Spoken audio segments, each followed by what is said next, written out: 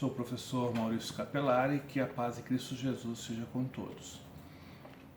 Hoje a nossa lição 10 da Escola Dominical, 6 de junho de 2021, o Ministério de Mestre ou de Doutor. Então que o Senhor venha nos capacitar a aprender e ensinar, né? Que o Senhor seja conosco.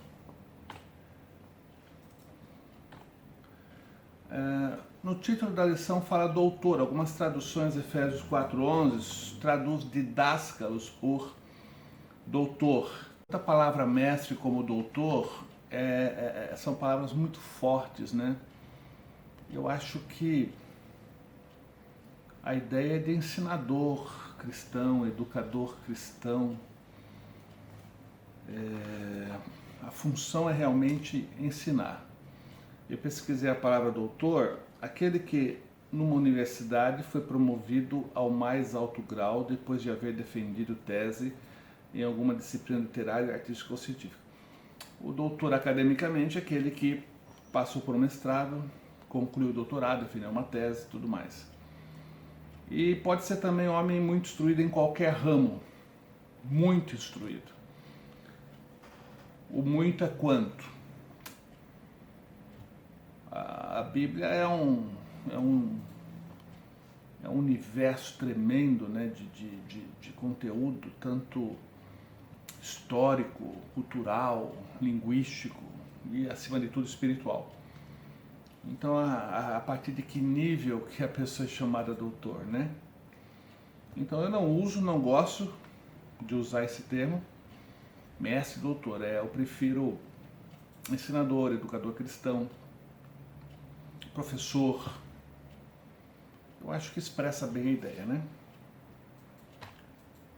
Textual. De modo que, tendo diferentes dons, segundo a graça que nos é dada, se ensinar, haja dedicação ao ensino. Então, diferentes dons. A igreja está capacitada com diferentes dons, diferentes capacitações. Tudo pela graça. Sempre será graça, nunca será mérito. Nunca será glória humana, sempre será glória a Deus. Diferentes dons. É pela graça, segundo a graça que nos é dada, né? E cada um recebe uma função no corpo de Cristo. Mas eu não sei qual é, eu não tenho função na igreja, eu não tenho função no corpo de Cristo. Todo salvo tem uma função e ele precisa descobrir qual é essa função. Como descobrir? Primeiro, orando a Deus, pedindo que Ele te oriente em qual é a tua função no corpo. Segundo, a tua função é aquela que você mais ama, mais se preocupa. É aquela que você mais deseja fazer. É aquela que você mais se preocupa na igreja quando não vai bem. Que você quer dar uma força, que você quer socorrer. Eu sempre me preocupei com o que é pregado, com o que é ensinado, a qualidade do que é crido. Sempre me preocupei. E me coloquei à disposição de Deus para conhecer e ensinar. Ok? Vamos então. Verdade prática. Os vocacionados por Deus para o ministério de ensino são por Ele chamados para edificar a igreja de Cristo. Então todos os dons, eles servem para a expansão do reino de Deus na terra, com quantidade e qualidade. O que é mais importante, qualidade ou quantidade? A quantidade não significa qualidade, agora a qualidade gera quantidade. Uma igreja, se você trabalhar na qualidade da igreja, isso vai gerar quantidade. Agora, uma igreja lotada não significa qualidade. Algumas leituras diárias, a de segunda foi em Atos 13. Na igreja em que estava Antioquia, havia alguns profetas e doutores, traduziu por doutor, professores, ensinadores, a saber, Barnabé, Simeão, chamado Níger, e Lúcio Cireneu, e Menahem, que fora criado com Herodes, o tetrarca, e Saulo. Saulo entra por último porque ele estava chegando agora, né? Paulo se converteu no ano 35, segundo algumas cronologias da vida dele, e ele começou seu ministério em Antioquia no ano 43, ou seja, 8 anos depois da sua conversão. Ele tem que fazer uma revisão geral do que cria, né? ver a Bíblia, a primeira parte da Bíblia, a Bíblia hebraica, sob a ótica de Cristo Jesus, do Messias Jesus. E após 8 anos ele começou seu ministério em Antioquia, como era um dos ensinadores, um dos pregadores ali, né? Interessante que na igreja havia profetas e doutores, profetas e ensinadores, né? Pregadores e ensinadores. E isso resultou numa igreja com tamanha qualidade que os próprios moradores reconheceram os discípulos e os chamaram de cristãos, discípulos, seguidores, imitadores de Cristo. E também na igreja de Antioquia deu origem às atividades missionárias junto aos gentios, inicialmente encabeçado por Barnabé e depois encabeçado por Paulo. Então veja como a importância do ensino na igreja, ela gera qualidade, essa qualidade é identificada, é reconhecida pela comunidade, e isso gera também preocupação em fazer discípulos no mundo todo. Uma igreja saudável cresce, é como um corpo saudável cresce, e uma igreja saudável ela vai crescer, não precisa fazer força não, ela vai crescer.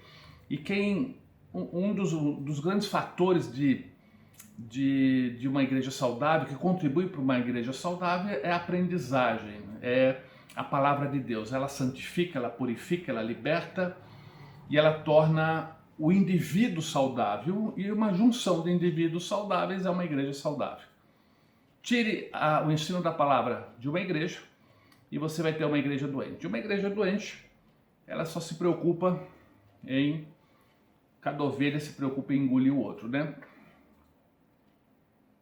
Ovelhas que viram lobos, né? Um querendo engolir o outro. Agora, uma igreja saudável são ovelhas que realmente estão dispostas a servir o bom pastor. 1 Coríntios 12, 29, porventura são todos apóstolos? É uma pergunta retórica. A resposta é óbvia, não. São todos profetas? Não. São todos ensinadores? Não. São todos operadores de milagres? Não. Mas existe o ministério do ensino. Veja bem, todo discípulo deve estar apto a ensinar. Todo discípulo deve estar apto a ensinar. Mas haverá na igreja um grupo de pessoas capacitadas a aprender. Eles vão amar a aprendizagem e o ensino é consequência dessa aprendizagem. No hebraico, a palavra lamad, ela significa tanto ensinar como aprender. Então, aprender no hebraico bíblico é lamad. E ensinar, literalmente, é aprender intensamente. Então, na medida que a pessoa aprende intensamente, ela vai transbordar isso e vai ser um ensinador, um professor, um educador cristão. Em todas as áreas, mas estamos falando aqui do cristianismo, né? 1 Timóteo 1, o capítulo 1, 6 e 7. Do que desviando-se alguns se entregaram a vãs contendas, querendo ser doutores da lei, né? Professores da lei, e não entendendo nem o que dizem nem o que afirmam. Ok, não basta estudar a Bíblia, você tem que ter a motivação correta. O pastor Carlos até estava conversando com a gente outro dia, dizendo que quem você é, quem você quer ser, afeta na sua interpretação. É a mesma Bíblia, mas quem você é, quem você quer ser, afeta a sua interpretação. E se alguém estudar a Bíblia para seus objetivos pessoais, ele vai achar argumentos. Se o Espiritismo, como fez isso, né? Allan Kardec fez isso, o Evangelho segundo o Espiritismo, estudar a Bíblia com o fim de justificar a doutrina espírita, ou criar a doutrina espírita na época, né? Ele achou textos, nascer de novo é reencarnação, e regeneração é encarnação. Então, a motivação correta é fundamental para que você identifique a verdade de Deus nas Escrituras. 2 Timóteo 4,3, porque virá tempo em que não sofrerão a sã doutrina, mas tendo comichão nos ouvidos, amontoarão para si professores, né, conforme as suas próprias concupiscências. É o que eu falei anteriormente. O que você quer ser? Um discípulo de Cristo? Você vai ter uma compreensão. O Senhor é contigo, o Espírito Santo vai agir, você vai compreender mediante um processo, é claro, como se fosse uma escadaria. Mediante um processo você vai compreender a verdade. O que a pessoa quer? Justificar sua própria vida? ele sozinho, mais a ajuda dos demônios, vão conseguir achar textos fora de contexto, mal interpretados, que vão justificar suas doutrinas. Então, quem você é, quem você quer ser, é fundamental para interpretar a Bíblia corretamente, né? Tiago 3:1. Meus irmãos, muitos de vós não sejam mestres, professores, sabendo que receberemos mais duro juízo. Existe pecadinho ou pegadão? Claro que existe. Se existe maior ou menor rigor no juízo, existem pecadinhos e pecadões, né? Não vou entrar nesse assunto, mas um pecadão está, ou a ideia de pecado maior está na compreensão, no conhecimento desse pecado. A gravidade do juízo não está no pecado, mas no conhecimento do pecado. Não sejam muitos de vós mestres, porque o mestre recebe a capacitação, o desejo de aprender, e consequentemente ele vai ser julgado pelo que ele sabe. Então o maior juízo é para os que recebem o dom de aprender e consequentemente ensinar, que são os educadores cristãos, os ensinadores cristãos. Haveremos de receber maior juízo. Então a gravidade do pecado não está no pecado em si, mas no conhecimento dele. A leitura bíblica em classe, ali em Mateus 7, 28 e 29. E aconteceu que, concluindo Jesus esse discurso, a multidão se admirou da sua doutrina. A doutrina de Cristo é a revelação divina, que na época era só a Bíblia hebraica, né, a primeira parte da Bíblia, mas com interpretação correta. O judaísmo interpretava a Bíblia sob uma ótica contaminada por interpretações rabínicas. Os saduceus interpretavam a Bíblia sob a ótica da filosofia grega. E os fariseus, havia fariseus sinceros. Fariseu não pode ser sinônimo de gente hipócrita, nem todo fariseu era hipócrita, mas o fariseu, ele era um estudante da Bíblia, ele exerceu uma influência muito positiva pela preservação da lei de Moisés. Alguns se desviaram do caminho, mas eles zelaram por isso. E havia as tradições rabínicas, os comentários rabínicos, que estragavam a interpretação das Escrituras, né? E o Senhor Jesus, ele se despiu dessa assessoria rabínica e ele interpretou sobre a ótica do Espírito Santo. E isso chocou alguns que criam diferente, e isso maravilhou outros que esperavam compreender a Bíblia sobre a ótica divina. Que é o objetivo do professor. Não é compreender a Bíblia sobre a ótica de A, B, C, é sobre a ótica divina. O que Deus quer nos ensinar nesse texto? Essa é a nossa preocupação como estudantes da Bíblia. Porquanto os ensinava com autoridade e não como os escribas. Ele afirmava, eu quando ensino, eu faço link com referências bíblicas, ou eu cito alguém que disse alguma coisa, mas eu digo, fulano disse isso. E muitos assuntos eu não fecho, porque eu sou um estudante, eu não sou a verdade. Agora o Senhor Jesus é a verdade. Então tudo que ele dizia com certeza. Porque ele é a verdade. Eu sou um estudante da verdade. Então eu preciso afirmar e me basear nas Escrituras. Citar a minha base. Ou até citar um outro estudante, um outro estudioso. Mas muitas vezes fica sem fechar o assunto. Quem já estudou comigo sabe, tem assuntos que eu não fecho, porque eu não sou a verdade. Você não é a verdade, você é um estudante da verdade. Então não confunda autoridade com arrogância. O Senhor Jesus, ele afirmava com certeza, porque ele é a verdade. Ele tinha uma conexão perfeita com o Espírito Santo e ele em si é a própria verdade. É o profeta perfeito, né? Proclamava a verdade que era ele mesmo. Atos 13... Na igreja que estava em Antioquia, ok, é aquele texto que eu já li. Romanos 12, 6 e 7. O 7 diz, se é ministério, seja ministrar, se é ensinar, haja dedicação. Dedicação. Ensino, você não consegue ensinar no improviso. Você tem que aprender. E você tem que aprender 10 vezes mais do que você vai ensinar. Se você tem e vai ensinar você vai ficar perdido.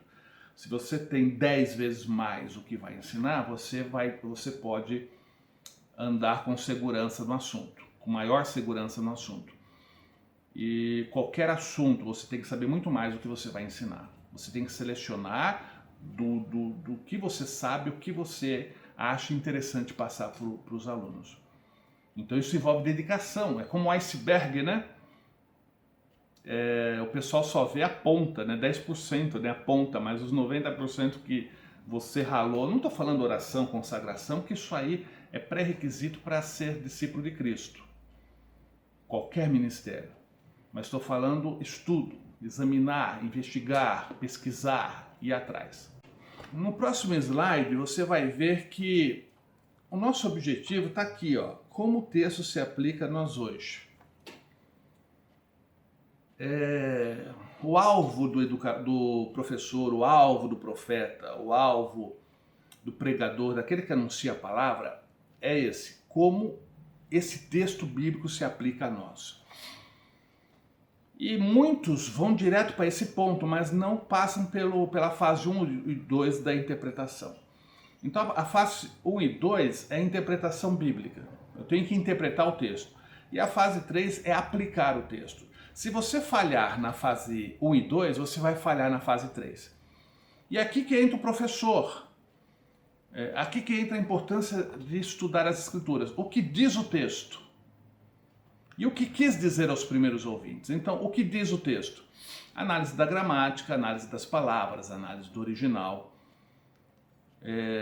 palavra por palavra, tempo verbal, modo verbal, e também o que quis dizer o texto aos primeiros ouvintes. A gente vai ver que cada texto bíblico, ele tinha um alvo, que era uma pessoa, um grupo. Então, o profeta, o escritor, ele tinha um alvo a proclamar. É uma pessoa ou grupo. E esse grupo, essa pessoa, estava dentro de um contexto histórico, cultural, linguístico, geográfico.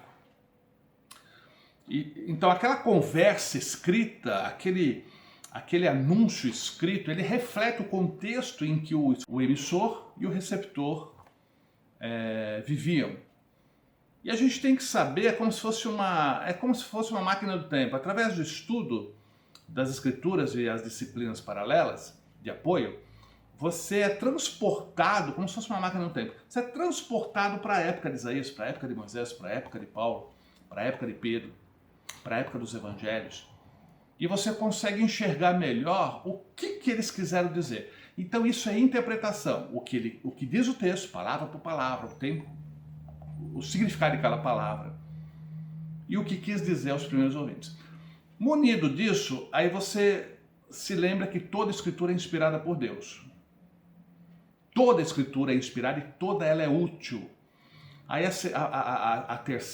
o terceiro passo, a pergunta é: o que essa parte, esse trecho, essa passagem, qual a sua utilidade para nós hoje? Ou para daqui 1000 anos? Ou para os africanos? Ou para os australianos? Qualquer época, qualquer lugar, sempre haverá essa pergunta, sempre houve, sempre haverá. Enquanto a igreja estiver aqui, sempre haverá essa pergunta: qual a utilidade desse texto para esse povo nesse contexto, hoje? Em qualquer época, qualquer lugar.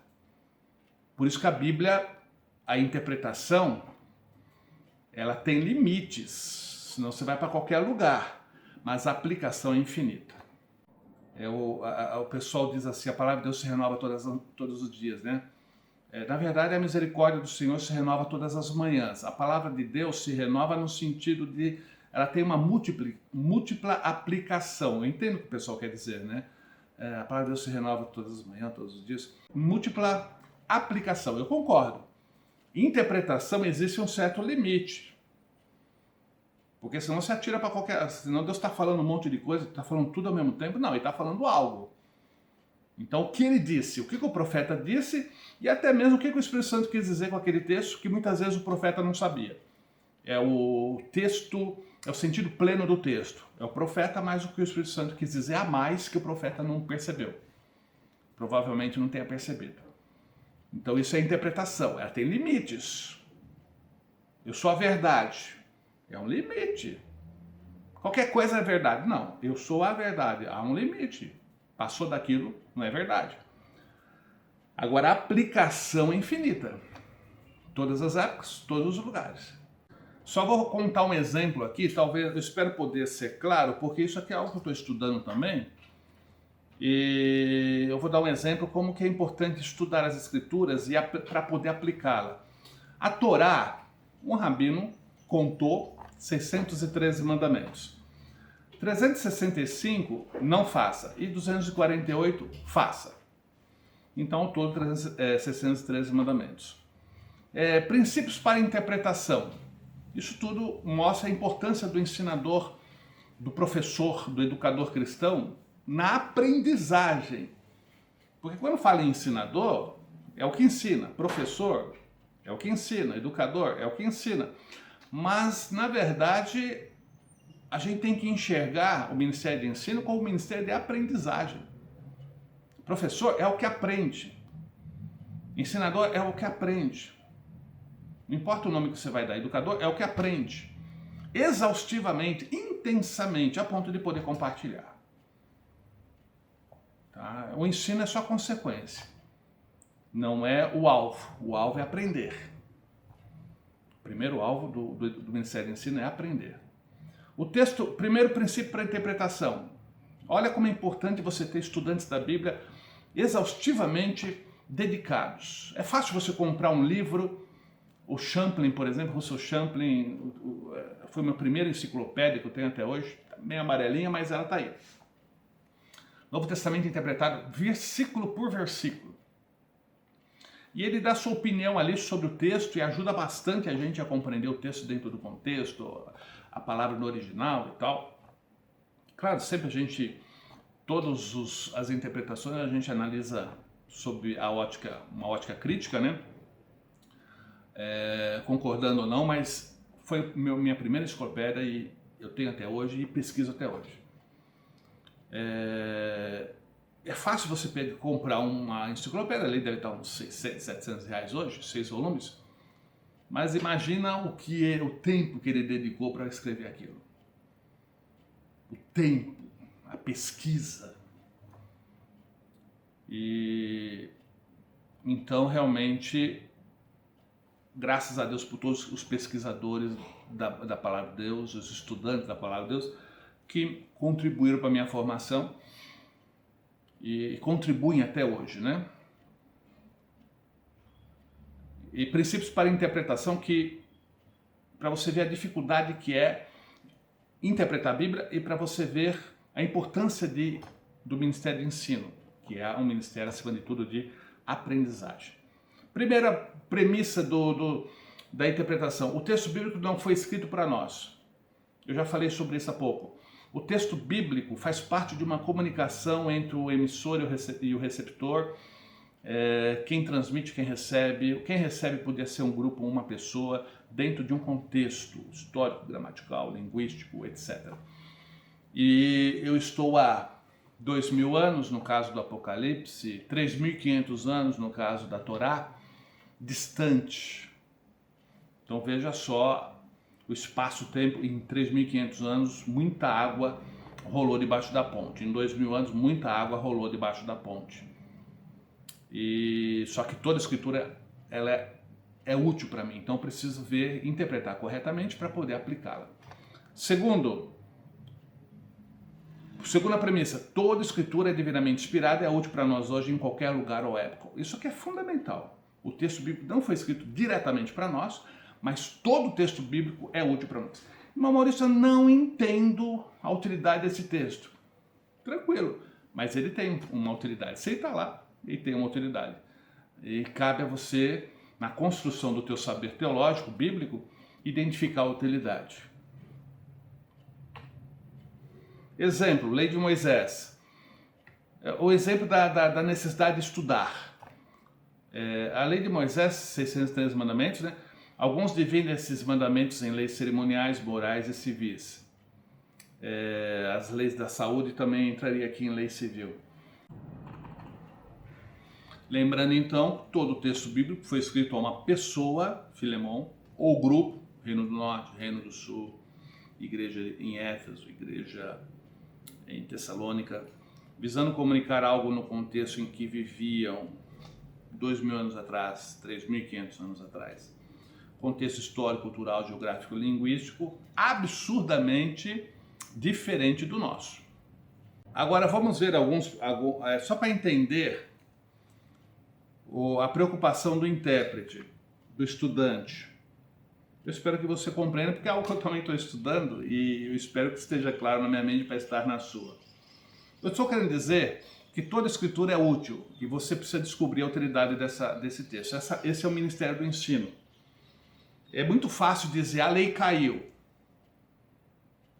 Como interpretar esse texto? A lei caiu, esquenta a cabeça. Primeira parte da Bíblia, esqueça, é só fonte histórica, o que é uma heresia herética absurdamente equivocada.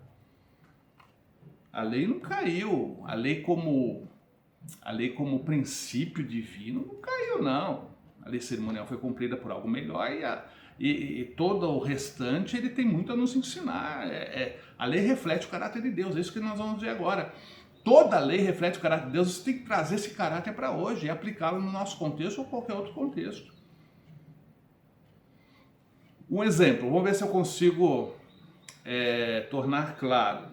Vamos ver se está claro na minha mente, porque para estar claro no ensino tem que estar claro em quem ensina, né? Então é uma coisa que eu estou estudando, repito, e bem interessante para você ver o desafio do Ministério do Ensino. Olha, um pai diz assim na cidade: filho, não mexa na tomada elétrica. Um outro pai diz numa tribo: filho, não brinque com essa cobra porque ela é venenosa. No Polo Norte: filho, não se aproxime desse urso selvagem, ou esse urso polar, porque ele é selvagem. São 3 mandamentos diferentes. Ué, mas um é tomada elétrica, o outro é cobra, o outro é urso. São 3 mandamentos diferentes. Mas existe só um princípio que está no coração dos pais, dos 3 pais aí.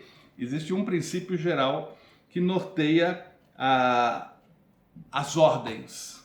3 ordens, mas um só princípio geral. Proteja a sua vida. Filho, proteja a sua vida. Não mexa a tomada elétrica, senão ameaça a sua vida. Não mexa com essa cobra, vai ameaçar a sua vida. Não mexa com esse urso, vai ameaçar a sua vida. Então, você pode perceber que os mandamentos refletem um contexto em que vivia o filho. Mas o pai tenta levar isso para o lado espiritual. Mas o pai só tinha uma preocupação: proteja a sua vida. Esse princípio, proteja a sua vida, é universal. Esses 3 princípios aqui, essas 3 ordens, elas refletem o contexto em que as pessoas viviam. Que pode ser Israel no deserto, que pode ser Israel depois, que pode ser igreja. Então, no relato bíblico, existem ordens até estranhas, mas refletiam o contexto em que viviam.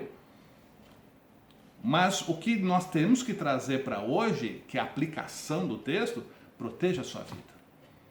Então, viu, o desafio do ensinador é extrair de cada texto o princípio divino, universal, aplicável a qualquer época, a qualquer lugar. Os mandamentos são diferentes, mas o princípio, o espírito da lei, a intenção da lei é o mesmo. Nos 3 casos anteriores, né? E assim são as ordens de Deus. A lei caiu. Opa! Vá com calma.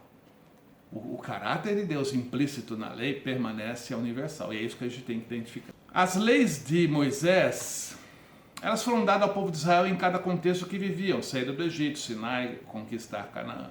Então as leis refletem a necessidade imediata. Mas o princípio divino embutido nas leis, isso tem valor para sempre. E o professor precisa identificar isso.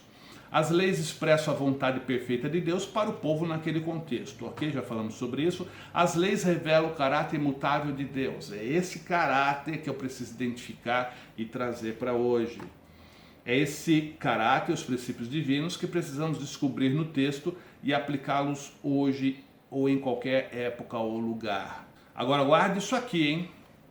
Um texto bíblico mal interpretado e, consequentemente, mal aplicado, se eu interpretar equivocadamente, eu vou aplicar equivocadamente o texto. Um texto bíblico mal interpretado, consequentemente, mal aplicado. É tão destrutivo quanto uma mentira recém-originada ou em alguma época aí, originada no reino das trevas. Texto bíblico mal aplicado, mal interpretado, consequentemente mal aplicado, é tão destrutivo quanto uma mentira das trevas. Ok, isso foi uma introdução. Vamos agora ler um pouquinho da revista, né?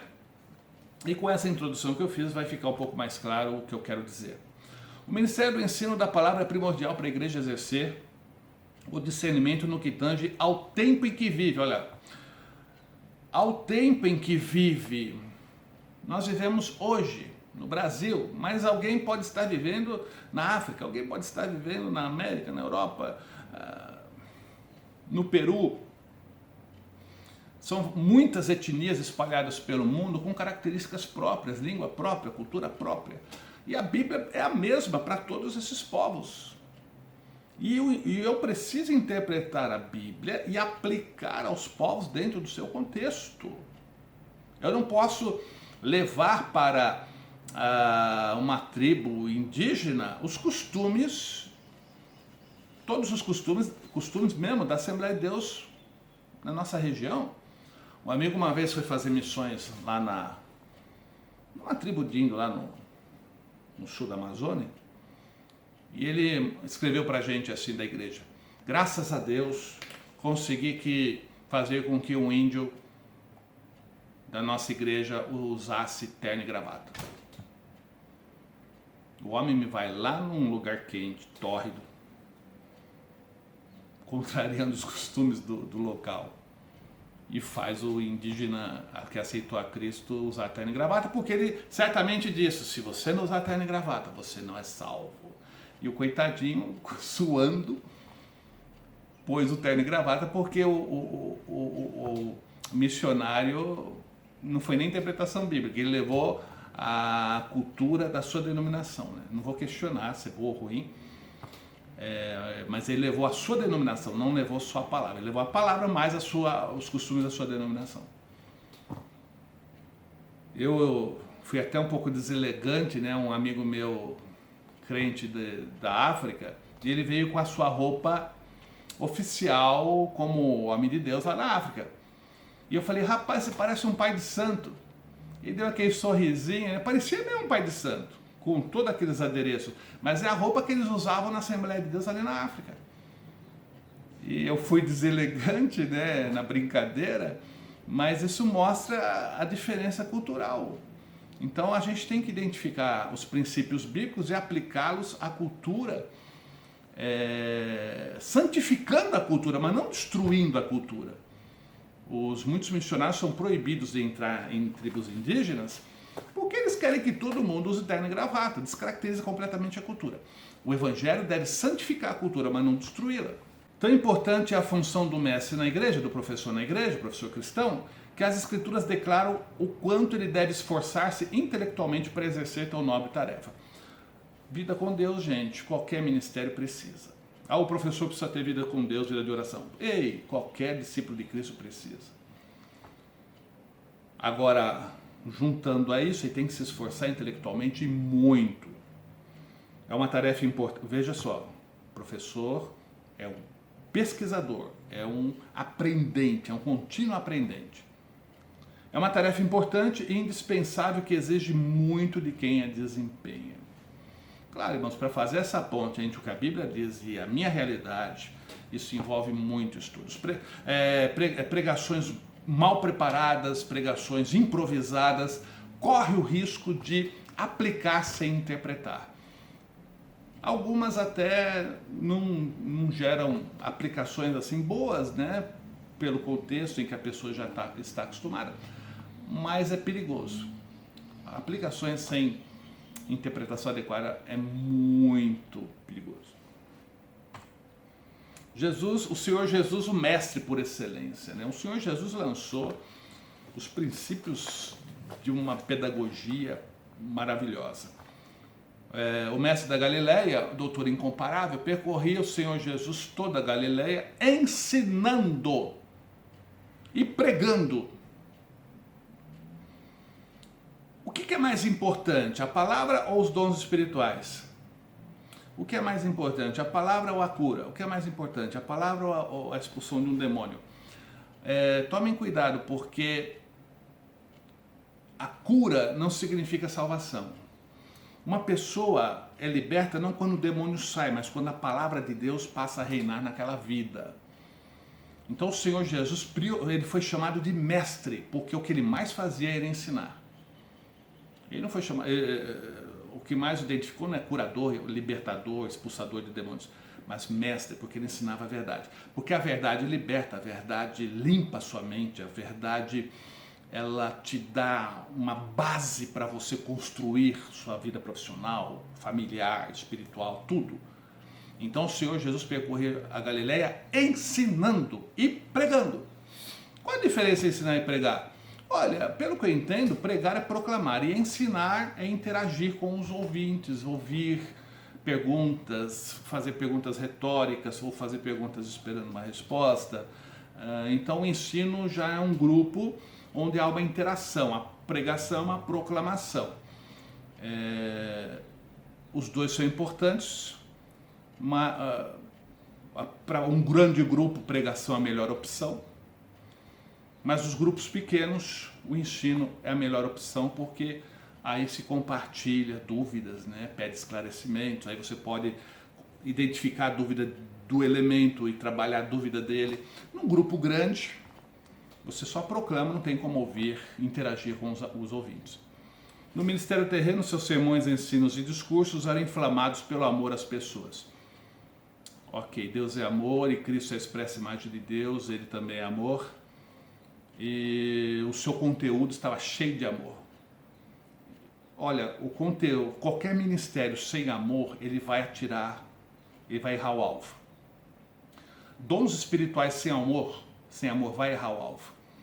Ministério sem amor vai errar o alvo. E errar o alvo significa atrapalhar o reino. Vai prejudicar a pessoa, vai atrapalhar a pessoa de se aproximar de Deus. Então não basta ter o ministério, tem que ter amor. Não basta ter os dons espirituais, tem que ter o amor de Deus. Amor de Deus. O que é amor de Deus? Amor incondicional. Coríntios 13 explica bem o que é esse amor.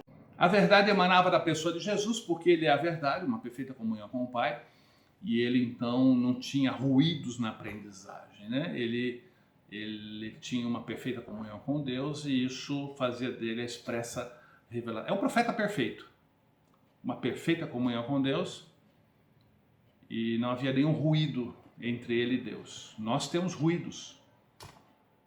A carne é um ruído, o que aprendemos é um ruído, a nossa história é um ruído e por isso que eu piso em ovos ao ensinar. Gente, essa é a minha opinião, isso é baseado no que eu aprendi. Escrevam a lápis, porque eu estou estudando ainda e algumas ideias são reforçadas pelo meu estudo da Bíblia, algumas são eliminadas. Então isso faz parte do educador cristão. Na verdade faz parte de todos nós, mas principalmente do educador cristão. Diferente dos escribas, ele ensinava como quem tinha autoridade. Ok, ele afirmava baseado no seu conhecimento perfeito. A verdade emanava da pessoa de Jesus, ele é a verdade. Os que ouviam só tinham duas opções, ou amá-lo ou odiá-lo. Quem crer será salvo, quem não crer será condenado. Era impossível ouvi-lo e ficar indiferente. A verdade, ela choca, né? A verdade, ela... Normalmente as pessoas falam o que você quer ouvir.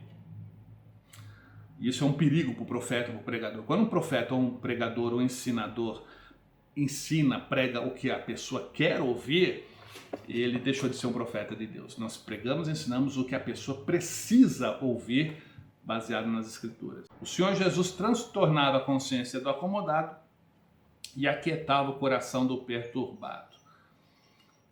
A mentira gera uma zona de conforto. A mentira gera uma zona de conforto. E a verdade sacode, a verdade chacoalha. A verdade é um terremoto que te chacoalha. E é por isso que as pessoas muitas vezes não querem a verdade, elas querem aquilo que não ofende tanto. O Senhor Jesus resumiu assim: vocês não querem vir a mim para terem vida. falou para algumas pessoas, né? Vocês não querem, tudo se resume, vocês não querem, vocês querem ficar na zona de conforto. Vocês amam mais o pecado do que a mim, do que a Deus, vocês amam mais as trevas do que a luz. Vocês não querem vir para a luz. Porque ele chacoalhou, alguns se curvaram perante a verdade, outros rejeitaram a verdade. O Senhor Jesus é chamado mestre 45 vezes, mostra que o que ele mais fez foi ensinar. Aí é uma perguntinha, a sua igreja tem ensino da palavra? A sua igreja prioriza o quê? Quando eu digo a igreja, primeiro, a liderança prioriza o quê? Segundo, o povo prioriza o quê? Irmãos, eu peguei o final de uma geração que trouxe a Assembleia de Deus até aqui, que era oração e Bíblia. Oração e Bíblia. E o louvor da harpa, assim, 2, 3 louvores, que você se maravilhava, assim, sentindo a presença de Deus. E hoje algumas igrejas estão substituindo oração e Bíblia por outros eventos, outros elementos do culto. Ah, mas é para atrair o povo. Atrair zumbi? Você atrai morto e zumbi, deixa zumbi? Não adianta. A igreja precisa atrair os mortos e vivificá-los pelo poder da palavra. Entra zumbi, sai vivo. Agora entra zumbi, sai zumbi, ou seja, mortos andando. Não adianta. Temos o compromisso em ressuscitar vidas pelo poder da palavra, pelo poder do Espírito. Aquilo que pensamos determina quem somos. Olha a importância. Por que o Senhor Jesus mais ensinou? O que eu penso que está na minha alma, que está no meu coração, na minha alma. Quando eu falo alma, eu aponto para o cérebro. Na minha concepção, o sopro, existe o corpo e o espírito, né? E uma opinião, escreva lápis. A conexão entre o corpo, que veio da terra, e o sopro que veio de Deus é o cérebro. É uma opinião, porque tudo vem do cérebro, né? Todos os comandos vêm do cérebro. Então, se existe... Eu já me perguntaram, onde é que fica a alma, o espírito? Onde eu não sei, mas se tem algum lugar para ficar, é o cérebro, ou pelo menos agir no corpo através do cérebro. Ou seja, aquilo que pensamos, que está no coração, determina o todo, quem somos. O que pensamos, o que cremos, nossos valores, determina quem somos. E quem somos determinará o que faremos e o que fazemos. O que está aqui determina o que faremos. Então o Senhor Jesus precisava agir aqui, ó.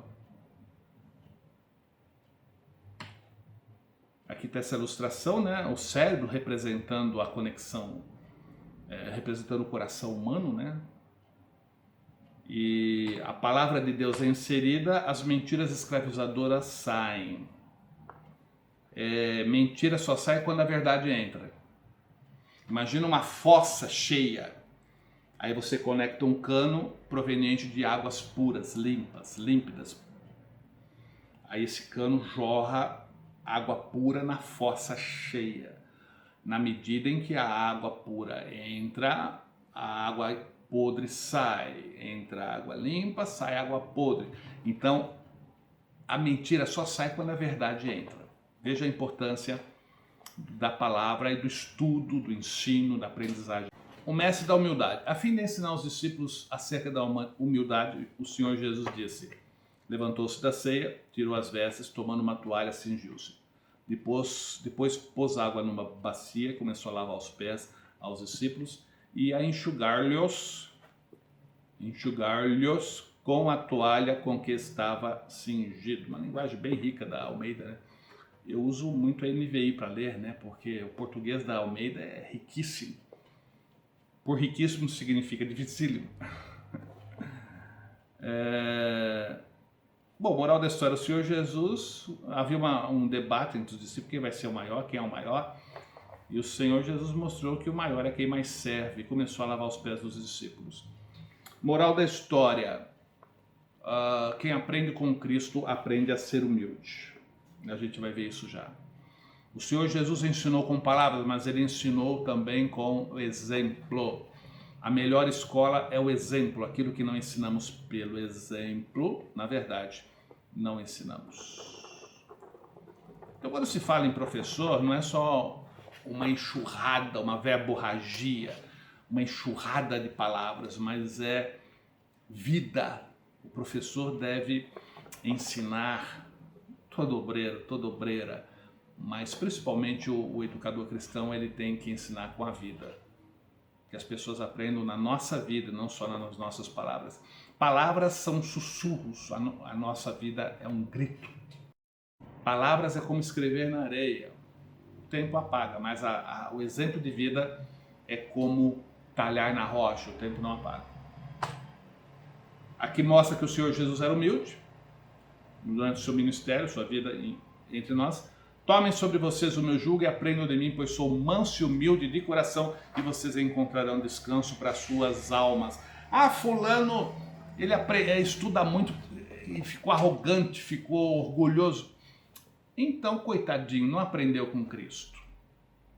Quem aprende com Cristo, ele automaticamente se torna manso e humilde. Duas características de quem aprende com o Senhor Jesus é ser manso e humilde. Não é manso, não é humilde? Aprendeu um montão, mas não aprendeu com Cristo. Não aprendeu a verdade dentro do texto bíblico. Satanás é o exemplo que sabe tudo, mas o bicho é arrogante, o bicho é altivo, o bicho não presta, mas sabe a Bíblia. Conhece bastante, vivenciou toda a história da Bíblia. Eu lhes dei o exemplo para que vocês façam como eu fiz. O ensino das Escrituras na igreja do primeiro século. Qual é a característica da igreja do primeiro século? A presença dos apóstolos. Eram 12. Se morreu um, aí entrou Matias. 12 voltou, completou o colégio apostólico. 12. E a isso foi adicionado posteriormente Paulo, o apóstolo dos não-judeus. Então 13, né? A igreja começou no ano 30 e foi até todo o primeiro século, até o final do primeiro século, havia apóstolos presentes no meio da igreja. Claro que eles começaram a ser mortos. Tiago, o irmão de João, foi o primeiro. E o próprio João, outro dia achei interessante, né? Se é que pode dizer interessante. Os dois irmãos, o primeiro Tiago, a ser morto, e João, o último, o que morreu de morte natural. O único que morreu de morte natural, né? Então, começou com o filho de Zebedeu e terminou com o filho de Zebedeu. Então, os apóstolos foram sendo mortos com o tempo, mas sempre houve no primeiro século, tanto que João foi o último, um apóstolo ensinando, supervisionando a doutrina da igreja. E o Senhor Jesus disse: ide às nações. Olha que interessante. Portanto, ide, ensinai todas as nações. Ide fazer o quê? Ensinar. Irmãos, a minha missão da igreja é educacional.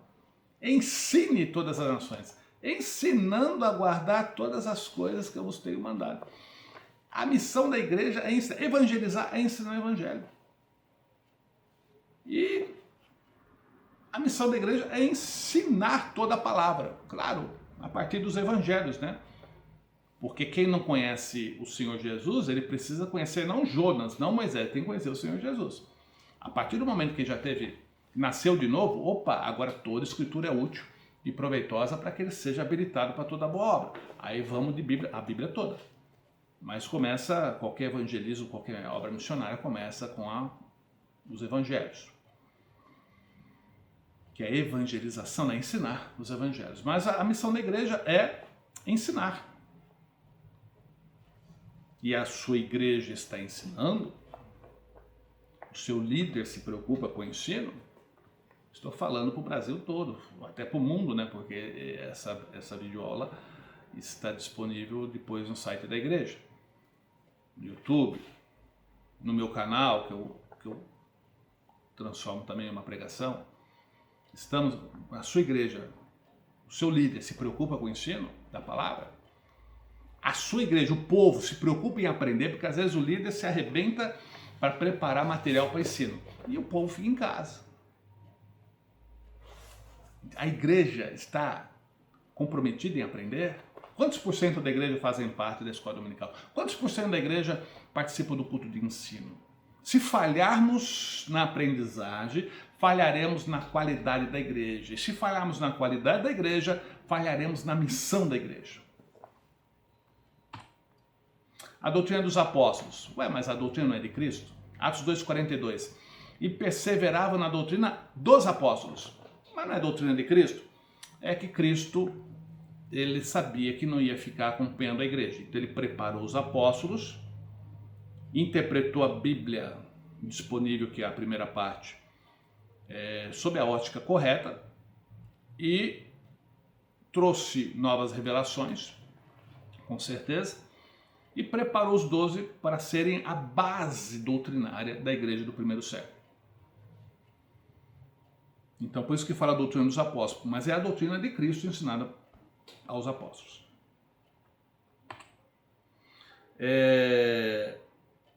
A doutrina dos apóstolos é a Bíblia hebraica contextualizada ao Messias Jesus. O apóstolo Paulo se converteu, mas ele precisou de anos para rever os 39 livros da Bíblia hebraica. Ele precisou revê-los sob a ótica do Messias Jesus, sob a ótica messiânica de duas vindas também, né? Porque eles criam numa vinda que faria tudo, salvaria, reinaria, o Messias faria tudo.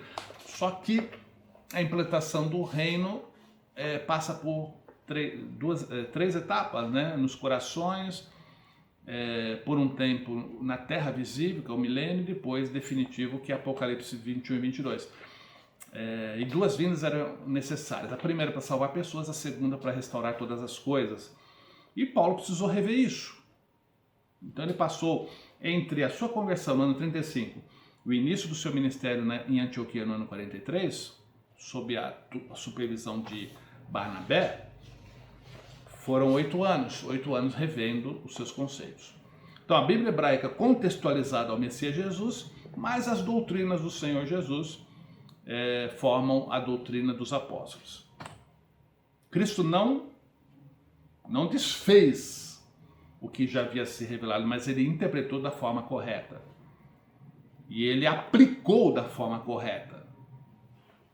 A aplicação do judaísmo era muito sofrível, né? Eles repetiam coisas que repetiam a letra da lei, mas não o espírito da lei. Esse é o grande problema, né? Seguir a lei, não o espírito da lei, né?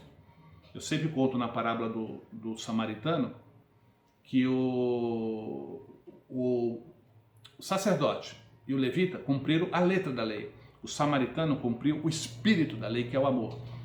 E o Senhor Jesus elogiou quem cumpriu o espírito da lei, não a letra da lei. Você está vendo como para ensinar tem que aprender? E para aprender leva tempo e é um desafio. Por isso que o Ministério de Ensino é um ministério de aprendizagem. É um eterno aprendente. Ensinamento persistente. Os primeiros mestres das Escrituras foram os integrantes do Colégio Apostólico, legal, os 12, né? Sai Judas, entra Matias. A igreja começou nas casas, não havia templos como temos hoje, era uma igreja perseguida. Igreja perseguida não dá endereço nem local de culto, nem horário. Igreja perseguida é nas casas, igreja perseguida é nos porões, nos sótãos, nas catacumbas, né? Como foi em Roma, subterrâneo, né? A igreja começou nas casas, onde o ensino era ministrado a pequenos grupos nos lares. Irmãos, tem gente que adora multidões, mas o melhor ensino é em grupos pequenos. Oi, irmão, eu cancelei a aula, só tinha 2, só tinha 3. Ei, aproveita esses 2, esses 3, que se tornarão colunas da igreja. O ensino, a palavra de Deus transforma o aprendente, o aprendiz, o estudante em colunas da igreja. Invista em 1, 2, 3, 4. Quanto menor o grupo, melhor a qualidade do ensino. Por quê? Porque você interage. Eles perguntam, você responde. Eles perguntam, você pesquisa ou providencia uma pesquisa. Então, o melhor ensino é com grupos menores. Não despreze grupos pequenos, é o melhor meio de ensinar. Eu confesso a você, eu tenho muita dificuldade de pregar aquele grupo grande. Eu tenho muita dificuldade, eu me sinto mais à vontade numa sala de aula, interagindo com o povo. Eu tenho dificuldade de fazer essa videoaula, porque é um monólogo, eu falo, chega a espumar o canto da boca. Mas precisa, né? Então, grupos pequenos ou grupos em que há interação, há uma troca de ideias é melhor para a aprendizagem. Em todo o primeiro século, a partir do ano 30, houve pelo menos um apóstolo supervisionando a doutrina da igreja. Ok, já vimos isso. Importância do dom ministerial de mestre. Isso aqui eu só vou lançar e vou sair correndo.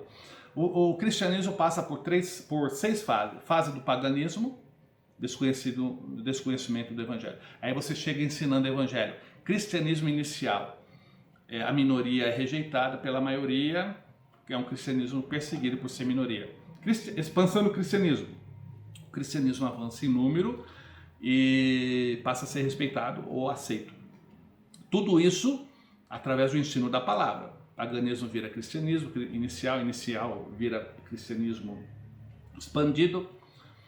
E aí, por uma falta de ensino, ou ensinos incorretos, ou motivações incorretas, ou intenções incorretas, entra a fase 4.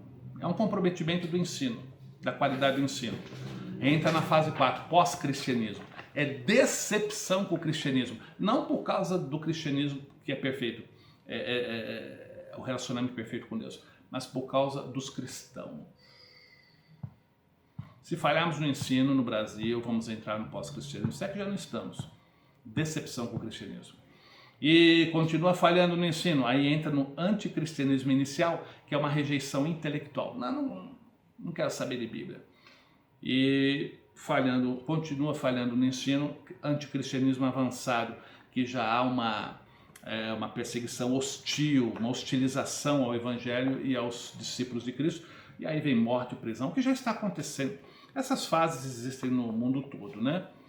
A Europa vive o pós-cristianismo, há regiões em que há um anticristianismo inicial, rejeição intelectual, e há regiões em que o cristianismo os cristãos estão sendo mortos, martirizados. Mas o que pode impedir essa perda do sabor do sal e consequentemente ser pisado pelos homens é a verdade de Deus, é a nossa missão como aprendizes, estudantes das Escrituras e ensinadores. A importância do dom ministerial do mestre, uma necessidade urgente da igreja, ok, já abordamos isso, né? A responsabilidade de um discipulado contínuo. É importante, né? Cada discípulo está sob acompanhamento, né? Conforme a igreja vai crescendo, a gente vai perdendo o contato com as pessoas viram apenas um número. Eu fiquei 18 anos em 2 igrejas pequenas em que eu era o Maurício. Aí você passa a fazer parte de igrejas grandes e você é apenas um número. A igreja está cheia, legal, mas e o Maurício? Não apareceu. E isso perde-se o controle. Então o cristianismo tem que trabalhar com pessoas, não números. E ir atrás de pessoas. Não se contentar com números. Requisitos necessários ao mestre, eu não vou entrar em muitos detalhes, tem que ser salvo por Cristo, claro. Como é que eu vou ensinar a salvação que eu não tenho? Preparo intelectual. É a palavra de Deus, nossa principal ferramenta. Esse aqui, foi meu professor Alexandre, descobri ele há alguns anos. Eu tinha 10 anos de idade, 8, 9, 10 anos de idade. Ele era o diácono Alexandre, professor da escola dominical. Reencontrei a Marina, e esse aqui é o esposo dela, não conheço. E esse aqui é o diácono Alexandre, na época, né? Um homem de Deus que me ensinou os fundamentos da palavra de Deus, que depois foram importantes para que eu me decidisse, me batizasse aos 19 anos. Requisitos necessários ao mestre, o hábito de ler. Como ensinar o que não sabe? Jesus Cristo morreu para tirar o seu pecado e não a sua inteligência. Guarde isso. Essa aqui é minha biblioteca, há uns 2, 3 anos que eu dei uma arrumadinha e bati uma foto. A biblioteca física, tem a biblioteca digital e muita coisa já mudou aqui também. Está meio bagunçado, não vou tirar hoje. Muitos livros entraram aí, outros saíram porque eu já não usava. Mas não dá para ensinar sem aprender. Não tem como. O dia que eu descobri como é que alguém ensina sem aprender, eu conto para vocês. Requisitos necessários ao mestre, um coração em chamas. Martin Lloyd Jones dizia que a verdadeira pregação era a teologia em fogo, a vontade de Deus que o vocacionado ao ensino Utilize os avanços da ciência bíblica para pregar a palavra de Deus na força do Espírito Santo. Aí, irmãos, é o coração apaixonado pelo Senhor, cheio do Espírito, cheio dos dons espirituais. Isso que nós temos que buscar sempre, em paralelo à palavra, poder do Espírito. Isso é oração, é vida com Deus, para que a palavra limpe e os dons espirituais fluam através de nós e vidas sejam curadas, verdadeiramente libertas pelo poder da palavra. E então é isso. Não basta só uma mente cheia, mas o coração tem que estar cheio do Espírito, cheio do poder de Deus. Somos pentecostais e junto com a palavra vai o poder de Deus. Junto com a palavra há um impacto sobrenatural. Viver o sobrenatural, isso é fundamental. A tendência nossa é viver o natural, mas viver o sobrenatural, nós pentecostais temos que bater bastante nessa tecla e viver bastante isso. É isso aí. Queridos professores, obrigado por tudo. Aqui são professores seculares, mas de qualquer forma, professor secular, professor bíblico. Nós estamos ajudando as pessoas a crescer, a serem melhores no âmbito da igreja. Eu preciso que a próxima geração seja melhor que a minha e preciso que a minha geração seja melhor do que a do pastor Pimentel, pastor Catarino, os pastores Marquioro, tantos outros que trouxeram a igreja até nós. A minha geração precisa ser melhor do que a deles. E a próxima geração tem que ser melhor que a minha. Que desafio, hein? Mas aí entra o Ministério do Ensino, é fundamental para isso. Precisamos deixar uma igreja melhor do que a nossa, do que a que encontramos. Que Deus abençoe a todos em nome do Senhor Jesus.